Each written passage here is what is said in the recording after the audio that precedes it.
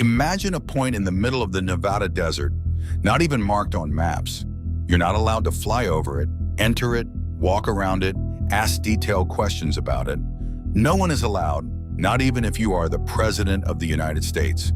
The place I'm talking about is 1/3 the size of Istanbul, referred to by the CIA as Paradise Ranch, by the Air Force as Dreamland, and by the military as the Nevada Test and Training Range, but known worldwide as Area 51, perhaps the most secretive and mysterious facility on the planet.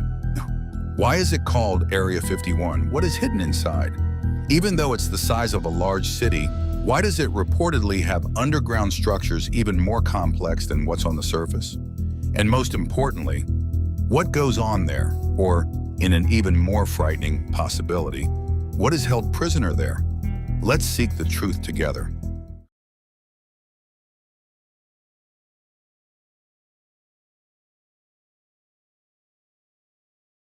According to the officially presented information on paper, Area 51 is a military facility established in the 1950s during the height of the Cold War, mainly for the U-2 spy plane program in the United States. If you wonder where the number 51 comes from, the reason is that at the time, numerous bombs and weapons were tested in the Nevada deserts, so the U.S. Atomic Energy Commission started numbering these military areas piece by piece. Over time, as more test sites popped up in the region, the numbers grew. The Groom Lake area, where this famous base is located, turned out to be number 51, and that is how it came to be known as Area 51. However, if you want to add a bit of mystery and mysticism to the story, here is another interesting piece of information. As you know, the United States is filled with symbolism, from the design of Washington, D.C., to the design of its currency, thanks to its Masonic roots. These sorts of symbolic choices are common in the country. Here, we encounter an interesting trait with the number 51. Numerologically, if we consider 51, i.e. 5 plus 1, we get the result 6, which in certain esoteric teachings symbolizes hidden knowledge and high-level initiation. In numerology, 51 itself can symbolize superior intelligence and the unveiling of the unknown. Some people believe this is no coincidence at all, claiming the CIA specifically chose this number for the region. If that's the case, after hearing this claim, we might ask, what kind of secret knowledge or unknown does this code signify? That's why we're taking a little journey into the near past. Before Area 51 existed, at least according to what we know, in 1947, a mysterious event took place in Roswell, New Mexico, and everything suddenly changed. On June 14, 1947, evening darkness had fallen over the Corona area of New Mexico when a violent storm covered the sky. Hundreds of lightning bolts illuminated the gloomy night with frightening flashes. That evening, William MacBrazel, who was at home watching over his land, saw, after one of the flashes of lightning among the storm clouds, an object burn and crash at high speed onto a field right next to his ranch. Days passed after the terrible storm, and when farmer Mac Brazel went out to survey his property, he came across some metal fragments and, following the traces, came upon a larger wreck. Mac reported what he encountered the next day to Roswell Sheriff George Wilcox. In his statement, he described the pieces he had found: metallic, resembling aluminum, very thin yet incredibly strong, and plastic-like fragments that did not melt even though everything around them had burned. The sheriff quickly reported this unusual situation to the Roswell Army Airfield operating in the area. The Army rapidly dispatched a team under the command of Major Jesse Marcel to examine and carefully gather the wreckage. And from that point on, the story took a highly interesting turn for the world. On July 8, 1947, Walter Haut, the spokesperson for Roswell Army Airfield, appeared before the press and said something no one expected. The U.S. Air Force had obtained a flying disc in the Roswell area. Immediately after this statement, the entire country froze, and suddenly all the attention turned to this event. Headline edition, July 8, 1947. The Army Air Forces has announced that a flying disc has been found and is now in the possession of the Army. Army officers say the missile, found sometime last week, has been inspected at Roswell, New Mexico, and sent to Wright Field, Ohio, for further inspection. Next to the press spokesperson, Major Jesse Marcel, who was in charge of the operation, stated that the debris was extraordinarily light yet extremely durable. I'd like you to pay close attention here because between the first statements made on the morning of July 8th and the second emergency press conference on July 9th, an incredibly swift and secretive operation was carried out, an operation highly significant to our topic. Right after Major Marcel and his team's initial statements, a large task force was sent to the area, which was completely sealed off. Heavy military vehicles swiftly transported the wreckage to the military base on the night of July 8th and at dawn on July 9th. From there, using special cargo planes, the debris was taken to Wright-Patterson Air Force Base in Ohio, as well as to Los Alamos in Nevada, the military facility where the atomic bomb was developed. Particularly in those years, Wright-Patterson was among the U.S. Air Force's top technology testing bases, an important detail. However, according to eyewitness accounts, the military did not only move pieces of wreckage that day, they allegedly also transported some bodies in something resembling body bags. Some of you might say, anyone can talk, it's normal. And you'd be right. These events always spark endless speculation. But today, we're only going to consider the most tangible claims in official witnesses' reports so that we won't get confused. Because this incident is far bigger than you might imagine. Let's continue. On July 9th, as I mentioned earlier, the Air Force held another urgent press conference at Roswell Army Airfield and declared that the July 8th press release was entirely mistaken, stating that the debris found was actually from a standard weather balloon. They even distributed to the press the now famous photographs of Major Jesse Marcel examining the wreckage, and the matter was quickly closed. The main eyewitness, Farmer Mac Brazel, was immediately detained by the military right after his first statement and was held until the July 9th press conference. On July 9th, in front of the press, he provided a new statement. What I found might have belonged to a weather balloon. It didn't look like anything significant.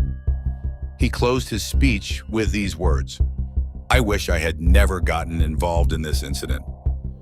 Farmer Brazel never again spoke about the issue until he died. Strangely, right after that press conference, the second main eyewitness, Sheriff George Wilcox, was also removed from his position. Years later, his daughter, Phyllis McGuire, said, "My father was intimidated by the military, and we were ordered never to talk about this." A bit extreme for just a tethered balloon, isn't it? But hold on, events were far from over. In the 1990s, conspiracy theories truly exploded in the United States, and more than 100 people claimed to be eyewitnesses to the Roswell incident, giving interviews to magazines, newspapers, and writers, bringing the Roswell event back to life years later. Of course, most of these 600-plus witnesses were after fame or money, so I won't even go into their details. But this pressure did lead to one significant outcome. The media pursued the military so hard that the U.S. government had to hold an official press conference and present the public with a second official Roswell report. But in trying to calm things down, they ended up admitting to a massive cover-up in official capacity. How, you ask? Let me explain. The report mentioned a military project recorded under the name Project Mogul, a project that involved weather balloons and high-altitude observation balloons in the United States. According to this report, the object that crashed at Roswell was a balloon from this project. All right, up to this point, we might say they found a plausible pretext. However, they failed to address why the supposed weather balloon debris was hurriedly transported with special military vehicles and unregistered aircraft, not to one of the many military bases in that area running similar projects, but instead to the Wright-Patterson High-Tech Air Base in Ohio within less than 24 hours. But that's not the real deal breaker. Do you remember I mentioned that some bodies were reported being moved from the crash site? It turns out those testimonies shouldn't be written off so easily either.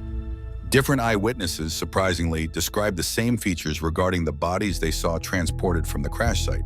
They were between 1 and 1.2 meters tall, had grayish pale skin, large heads, big black eyes, extremely small or nearly non-existent noses, no hair, wore metallic suits, and had 4 fingers.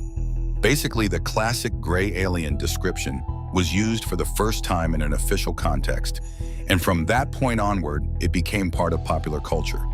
Actually, there's a small clue hidden here. Thousands of years before Roswell, references to such beings existed, and in those times, the ancient peoples who mentioned them had another name for them. But that's a topic for another video. It's something I'll share with you soon. Here's how the report responded to these claims.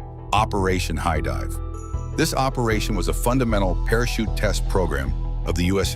Air Force, testing both jet plane ejection seats and regular personnel parachutes. According to the military spokesperson, the alien corpses people claimed to see around the wreckage were in fact test dummies from this project. They said the reason for their fewer fingers was that when the dummies crashed, one finger on each hand was burned off or melted. But this explanation had many flaws. If the wrecked object was just a normal weather balloon, why were there multiple parachute test dummies along with it? Did all of the dummies' fingers just happen to burn away in exactly the same manner? Although the project's dummies were roughly human-sized and shaped, why did every eyewitness describe the actual bodies as around 1 meter tall with much larger heads than humans? And even more crucially, something a journalist at the press conference also asked, while the Roswell Incident happened in 1947, Operation High Dive was conducted in the early 1950s, presumably around 1953, so at least 4 to 5 years later. When this question was posed to the Air Force spokesperson, he replied, "Friends, we wrote the operation date incorrectly. That's why." And left it at that. A perfect report, right? It would have been better if they hadn't released it at all because it made their lies pretty obvious. But even beyond that, there's something else. The note Major Jesse Marcel held in his hand in the photo where he's shown with the presumably fake weather balloon debris provided by the military on July 9th. Did Marcel do this deliberately? We don't know for sure, but I suspect he did, because many years later, after leaving the military, he admitted the whole event was a UFO cover-up. Marcel displayed the note in a way that it was facing the camera. Of course, with the low-resolution technology of that era, we couldn't make it out then, but years later, with advanced technology, portions of the note were deciphered, only partly, but it was enough to help us understand some things. The deciphered fragments of the note contained words such as urgent, victims of the wreck, disc, in the disc.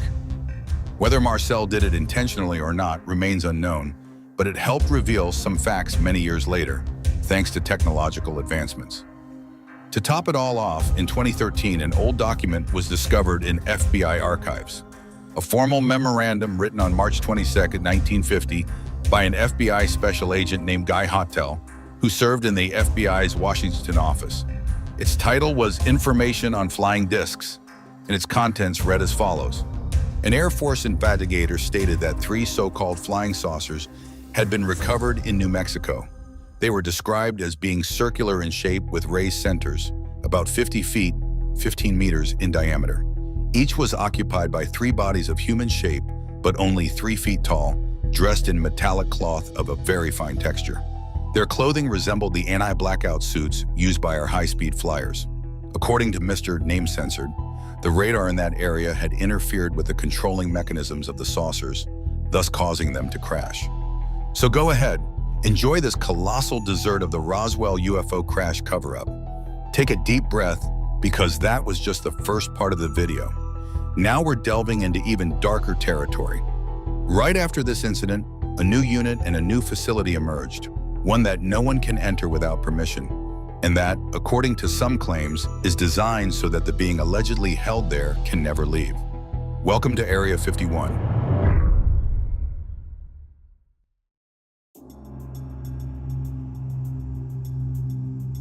The Nevada Test Range is a massive military test area. From atomic bombs to experimental weapons, the U.S. has tested and developed countless technologies in these desolate and barren lands. Among these subdivisions is one for which the U.S. has different plans. Test Site 51. In the early 1950s, the CIA and the U.S. Air Force launched a joint project to create the largest airbase area in the region, and in 1955, Area 51 was officially opened.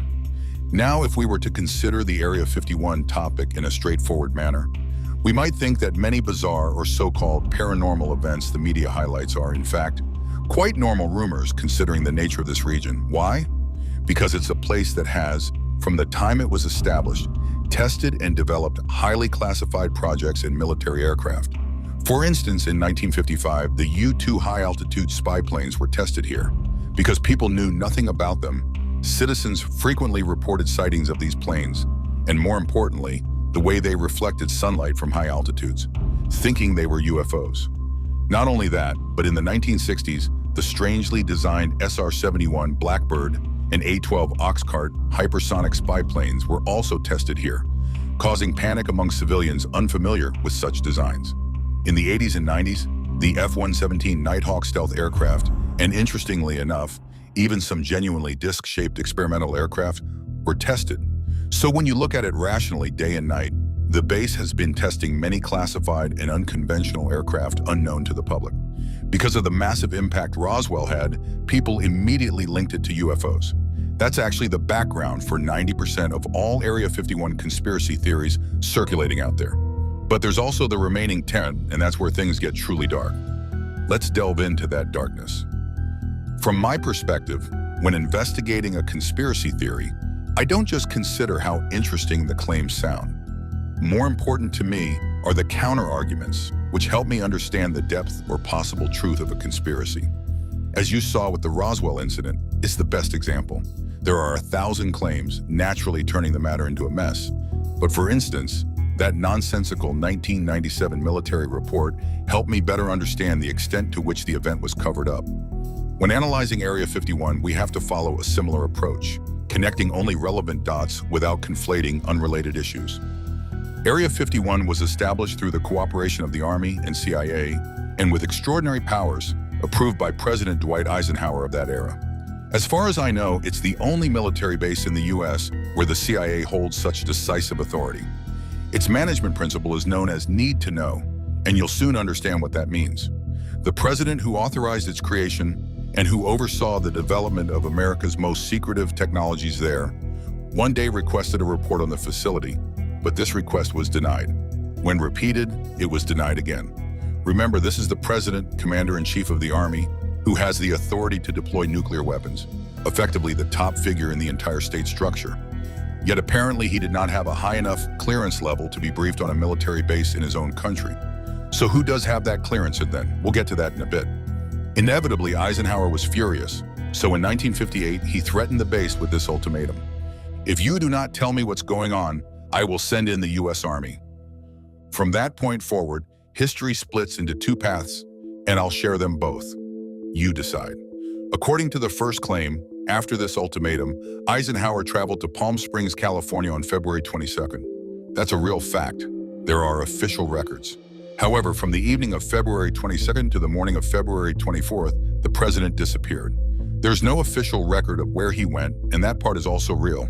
He truly vanished, and the press even speculated he might have died and wasn't being reported.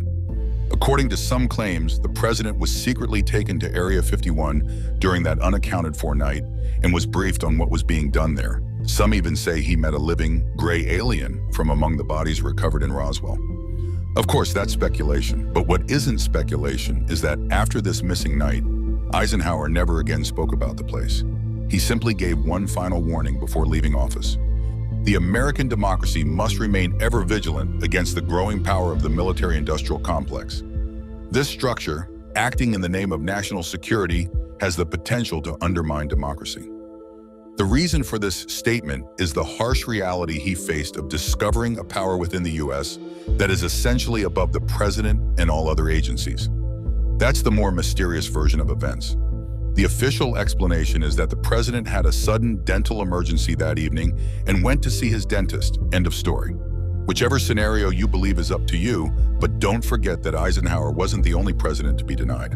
This secrecy extended to a president who was, in the end, assassinated. In the 1960s, President Kennedy, whom I believe was on the brink of exposing precisely that power Eisenhower had warned about, took office. Between 1961 and 1963, President Kennedy demanded information from the CIA regarding some hidden projects, presumably not ordinary ones. After being briefed, Kennedy abruptly asked NASA and the CIA to collaborate with the Soviet Union on UFO research. Only 10 days later, on November 22, 1963, he was assassinated in Dallas before the eyes of the world.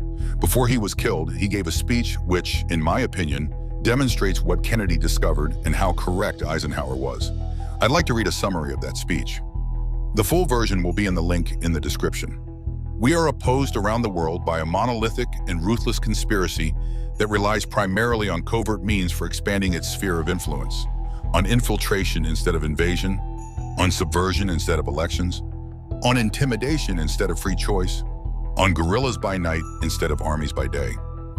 It is a system that has conscripted vast human and material resources into the building of a tightly knit, highly efficient machine that combines military, diplomatic, intelligence, economic, scientific, and political operations. Its preparations are concealed, not published. Its mistakes are buried, not headlined. Its dissenters are silenced, not praised. No expenditure is questioned, no rumor is printed, no secret is revealed. Can you believe it? Even if you are the President of the United States, there's apparently nothing you can do against this mechanism, and it can, if necessary, display its power by assassinating the President publicly, right in front of his own citizens, all to protect these secrets. That's the magnitude of the game being played. Is that the end of the story? Of course not. In the 1970s, Jimmy Carter, inspired by Kennedy, promised to disclose UFO documents to the public, but Pentagon and CIA officials classified him as someone who didn't need to know and denied him access. In the 1990s, Clinton threatened to shut down Area 51, yet once again was put into the need-to-know category, and they simply ignored him. Obama and Trump were the first presidents to actually mention Area 51, but they didn't reveal much more. Trump even said, "There are some very interesting things there, but I can't talk about it," or words to that effect. In short, we're talking about a place that, although physically part of the United States, is almost independent of it, seemingly operating at a level even higher than the government. Some call this controlling force Majestic 12, but that's a topic for another video. Let's not stray too far from the point, because we're not done exploring this dark tunnel yet. Our journey continues. Toward the end of the 80s and into the 90s, with the rise of the internet and radio shows discussing mysterious matters, one individual emerged who laid bare everything about Area 51, one Bob Lazar. In 1989, Lazar went public and claimed there was a facility near Area 51 where alien technology, including wreckage from Roswell and any other recovered materials, was being studied. According to him, they were reverse engineering this technology, and he himself was a physicist working at that facility. Bob Lazar wasn't just anyone. He claimed to have graduated in physics and electronics with a master's degree from two of America's top schools, MIT and Caltech, had worked at the Los Alamos labs that developed the atomic bomb, and that between 1988 and 1989, he had served at S4 near Area 51, or so he told the public. Lazar's revelations about Area 51 created a huge controversy. Lazar described how biometrics like hand and bone scanners were used for security checks, and he detailed how UFOs didn't operate with normal engines, but rather used something called element 115, which negated gravity artificially, enabling them to fly. He claimed there was an underground facility called S4 near Papoose Lake next to Area 51, housing a total of 9 UFOs, and that, according to the documents he saw, they belonged to an extraterrestrial species from the Zeta Reticuli star system. For those who are curious, Zeta Reticuli is a binary star system 39 light-years away from us. Because he was an engineer and physicist, Bob said he hadn't seen these alleged aliens himself, only their wreckage and machinery, but he witnessed numerous tests. He then spent years telling people about it, appearing on many radio and television shows. In subsequent years, certain points about element 115, biometrics, and UFO existence were even confirmed by the Pentagon. People might say, "Wow, so everything Bob said was right. I'm gonna go buy all his books now." But hold on, this is where I need to interject because, unlike the events described throughout this video, Bob Lazar isn't as honest as you might think. First, let's start with his education and career. The only official school record we have for Bob Lazar is from Tresper Clark High School in New York. There is no record whatsoever that he attended MIT or Caltech, let alone that he received a master's degree there. Regarding his claim of working as a physicist or engineer at Los Alamos, Lazar initially pointed to the official phone directory as evidence for his name. Indeed, his name was listed, but there was a catch. Lazar had actually worked at Los Alamos, but only as a technician, not a physicist or engineer. More specifically, he was employed through a subcontractor responsible for maintaining electronic equipment and wiring. In fact, the last job report we have on him mentions that he installed a satellite dish on the building. No involvement in any secret or high-level project. As for Area 51, there isn't the slightest document or record indicating he was ever there. Then what about the technological devices he claimed to know about? Here's the comedic side of it. The hand and bone scanner Bob described in detail is actually borrowed from a 1977 sci-fi movie. Plus, at that time, many facilities were already using a similar technology. Indeed, Bob's friend Jim Tagliani has said that he told Bob about such a device used at the Tonopah test range. So Bob drew inspiration from that for his story. Bob's UFO sketches, which he carefully described to people, are nearly identical to earlier drawings by John Lear, who had done programs about flying saucers well before Bob Lazar, or they're extremely similar. Even the mention of S4 was first brought up by Lear.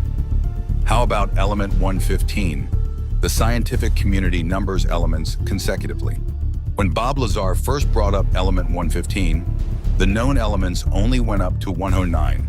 Bob said it had allegedly been long discovered at that secret site and served as a high-energy fuel. But in reality, Bob didn't coin a new code. He simply chose a number more futuristic sounding than 109.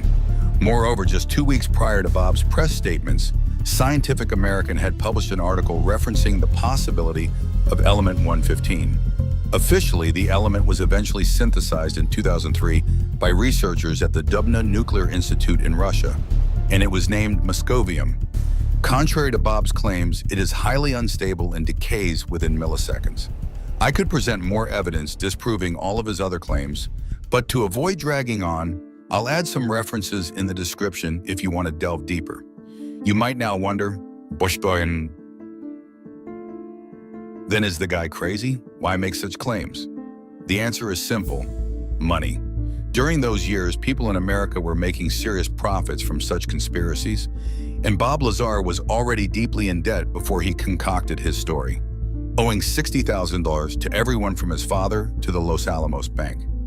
He simply compiled various bits of info from here and there into a single storyline, got a bit lucky with timing, and rode the wave to big earnings.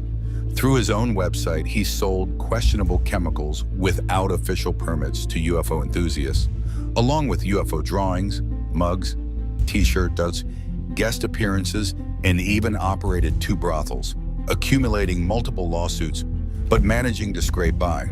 As I said, when 90% of a subject is trash, searching for that 10 or maybe just 1% is no easy task.